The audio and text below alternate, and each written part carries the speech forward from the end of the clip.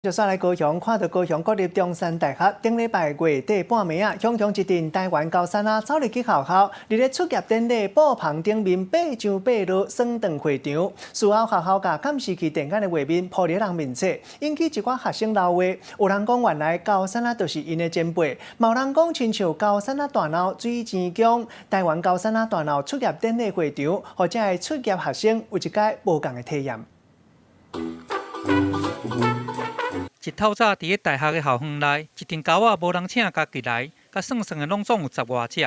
这个台湾山狗拢入来毕业典礼的会场，有的狗仔伫咧红色地毯顶悬安尼摇头半耳，四界捞捞看看的；有的狗仔爬伫平架仔顶悬真好闲咧探头探脑，还佫爬上爬下。升堂会场的布置，互人看到实在也好气也好笑。猴子本来就是我们的日常生活，从学生进来入学的第一天，我们就教他们认识猕猴的习性，然后如何跟他们和平共处。我们想是他也要一起来祝贺我们的毕业生快乐。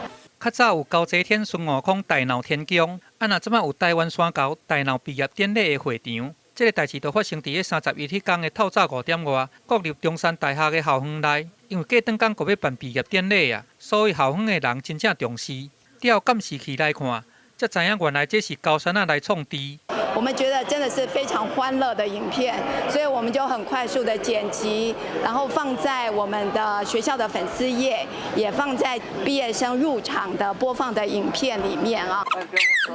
这个插山的台湾山狗，平常时就常常伫咧校园内底来出现。校园甲监视器调来看，搁甲铺上网。真侪学生甲毕业生看了，拢结果人来闹话。